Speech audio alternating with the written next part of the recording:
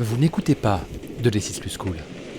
Ceci est un souvenir rôliste, une formule de capsule radiophonique née des esprits affûtés de Valkan de Dice & Click et Riley PBCG de JDR Academy. Comme son nom l'indique, il s'agit de témoigner d'un souvenir vibrant, quel qu'il soit, autour d'une tablette de jeu de rôle. Les de Lascar attendent vos contributions. Soyez pas timides, ils s'occupent du montage.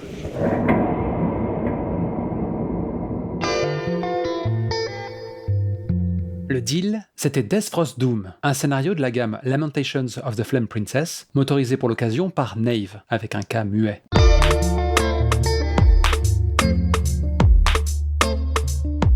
Passé le pas de la porte, nous voici autour d'une table, dans une pièce calfeutrée, avec des sons d'arc ambiante Indus et des bougies pour accompagnement. Éclairé par en dessous, la prunelle folle et les mains baladeuses, le meneur allait et venait dans la pièce, comme un fauve en cage. Il nous conta comment les déserteurs que nous étions, lassés de la guerre, avaient voulu tenter un dernier coup d'éclat, un plan pépère afin d'accumuler suffisamment de richesses pour couler des jours paisibles vers les îles du Sud. On avait entendu parler de la secte des Yashadis, une bande d'illuminés dont le dogme prêchait la transcendance par la douleur.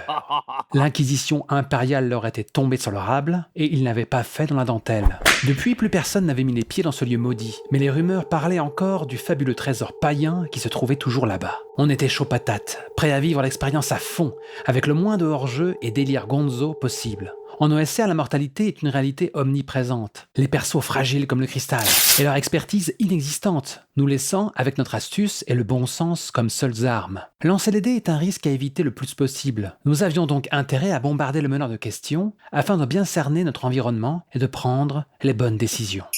Dernière escale avant le donjon, une cabane avec un jeune prêtre pour tout occupant. Nous avons passé pas moins de 2 heures, temps réel, dans ce huis clos, à harasser ce jeune homme de nos questions, raillant sa foi et balayant ses suppliques à quitter la région au plus vite. Le moinillon avait été conditionné par feu son père, depuis son plus jeune âge, avec ce sacerdoce sans fin. Donner une sépulture à chaque âme Yashadise, afin qu'elle puisse retrouver la lumière dans le giron de Dieu. Trompant la vigilance du jeune homme et fouillant un bric-à-brac de croix de bois, nous avons retrouvé une liste qui comptait déjà plusieurs centaines de noms. La tâche de toute une vie.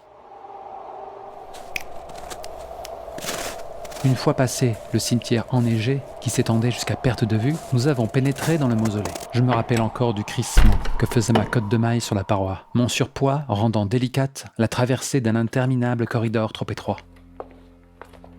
Puis vint cette voûte, composée d'une multitude de crânes, qui semblait nous fixer. L'autel, avec ce grand livre constellé de noms, ces mêmes noms que notre dernier hôte avait dû graver continuellement sur une infinité de croix. Le coup de grâce a été la vision de cette putain de peinture murale, représentant notre cohorte, au grand complet, avec une similarité déconcertante. L'un d'entre nous brandissant une coupe, garnie de billes aux reflets argentés. Il a fallu que l'on brise notre immersion pour une brève conversation méta. Un camarade a déclaré « C'est comme à Cthulhu, à un moment, faut y aller ». Il avait raison. On n'était pas venu là pour enfiler des perles. D'ailleurs, il m'amuse de réaliser que jusqu'ici, je n'avais jamais senti une telle sensation de danger et de démence dans mes parties Lovecraftiennes. Je vais écourter les récits de notre périple et taire les horreurs que nous avons vues là-dessous. Nous venions de tuer notre première abomination, et non sans peine, une masse informe et translucide, dont le corps renfermait des sphères de verre en suspension, emplies d'un liquide bleuté, qui était aussi sa faiblesse. À nos pieds, les corps brisés, dans le sens propre du terme, de nos 2 porteurs de torches, terrassés par un froid intense. Paradoxalement, on avait eu chaud, sauvés par des jets excessivement chanceux. Raflant les rares reliques en or massif qui se trouvaient là, on a estimé qu'on en avait assez vu pour toute une vie, et qu'il valait mieux se casser, dardard.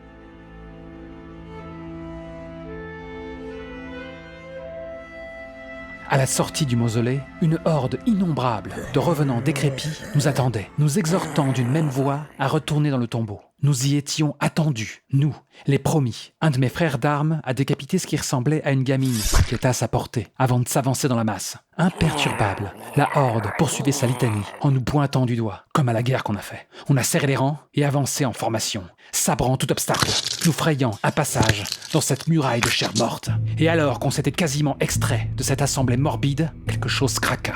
Les visages de ces légions de morts-vivants impassibles se changèrent en un rictus de pure haine. Éructant leur rage à l'unisson, la meute débuta la chasse. Nous prîmes nos jambes à notre cou. Je fus le premier qu'ils rattrapèrent. Ceux qui hasardèrent un regard en arrière virent mon corps se faire déchiqueter, mes viscères jetés aux quatre vents, souillant la neige blanche. Au même moment, le jeune prêtre lâchait de surprise son symbole religieux, à l'écoute des hurlements résonnant plus haut dans la montagne.